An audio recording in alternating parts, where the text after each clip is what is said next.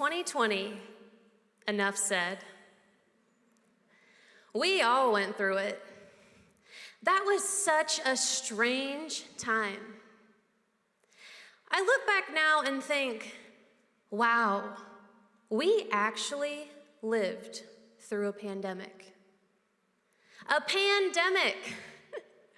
It's wild. I think we all can raise our hands that were personally victimized by 2020. It was not only the year of COVID and Microsoft Teams, our new normal. It was a year we all discovered the world was far more uncertain than we thought. And while the entire world hunkered down in their homes, figuring out what was to come, my entire world was shifting in even deeper ways with even more uncertainty. When I think back to 2020, I see two things about my life: the darkness of an ending and the beauty of a beginning. First, let me give you some context about me. I was supposed to be a statistic. Born from unwed parents who split when I was 4. I lived in 7 places from birth to high school graduation. The ever-present demons of my mother's alcoholism. The list goes on. But somewhere deep down, I knew. Chelsea, you have this one precious life. If you don't decide that you want something better for yourself, then who will? I finished college as a nurse and started a life that I could build for myself. But in 2020, I found myself not just in quarantine in my house. My experience was deeper, darker. I found myself on the floor of my bedroom closet as my only safe haven from a marriage that was about to end before I would let it end me. It was in that closet, in the fetal position, alone with my thoughts, praying for a way out, plotting how I could escape this, thinking, I can't let this get worse. This was the darkness of an ending. I had faced hurt before from a very young age, from those who promised me they wouldn't hurt me or leave me.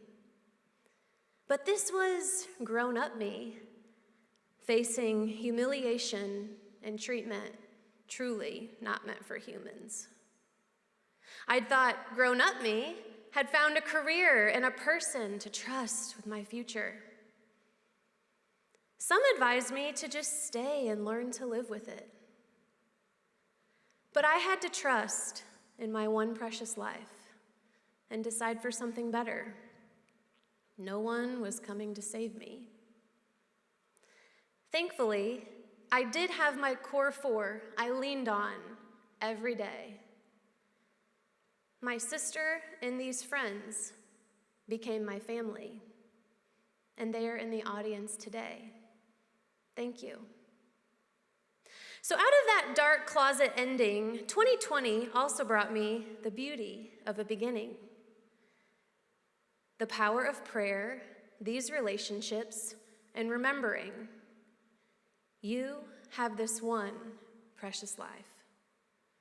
If you don't decide that you want something better for yourself, then who will? I was the woman who had already survived the mud and the mire of childhood. I leaned into this quote as I still do today. You are not a tree. You can move. You can dig yourself out, find a new place, plant new roots, find a new place to grow. So on June 29th, 2020, I loaded up everything that could fit into my Honda CR-V, including my 2 golden retrievers, and left the darkness. I'm so grateful to God every day for lifting me up and out. As I turned out of that driveway, glanced in the rearview mirror for the last time, I knew I have this one precious life. If I don't decide that I want something better for myself, then who will? And I didn't have a whole lot left at that point. Money was gone. My house, gone. Comfort, gone. Dignity, gone. But this was the start of a beautiful new beginning. I had so much more than my dogs and my suitcases with me in that Honda CR-V. I had my gifts and talents. I had my skills. I had my heart. I had my faith. I had my life experiences. I remembered things like my first job washing dishes at 11 that gave me my drive and my work ethic.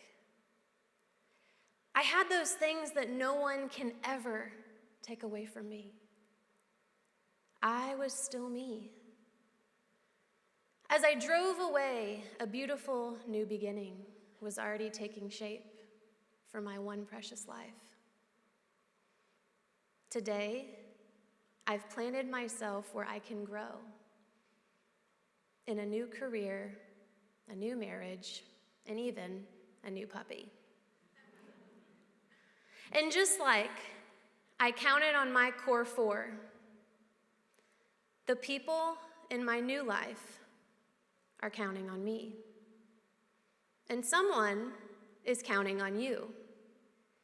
Whether it be your spouse, kids, colleagues, parents, friends, your team, in your hard moments, your dark moments, you can start again.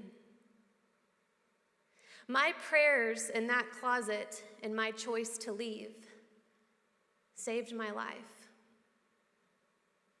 When you look in the mirror, don't let her down.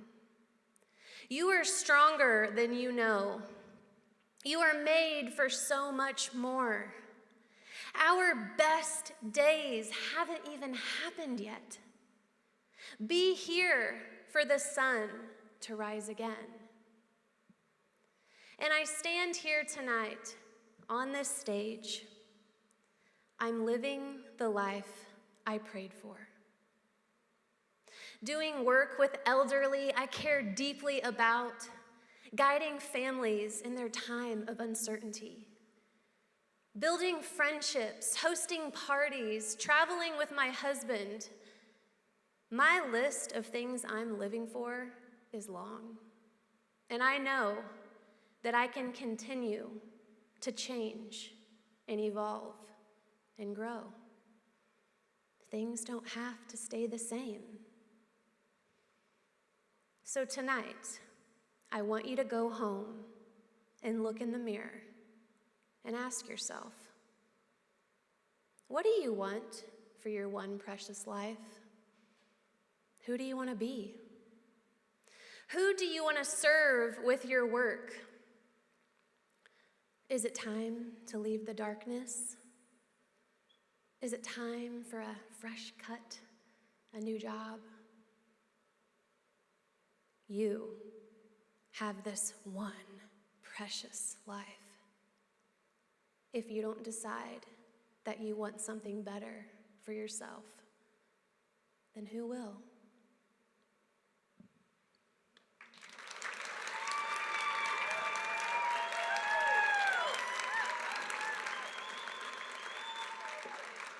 So good.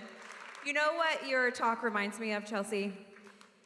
In the book of Joel 2:25, God promises that he will restore the years that the locusts have stolen. Yeah. And you have this incredible new husband that loves you unconditionally and gives you the world. And your faith has grown stronger. And so, yes, you are exactly right. Amazing things can come from some of the darkest places we've ever lived. Give her another round of applause.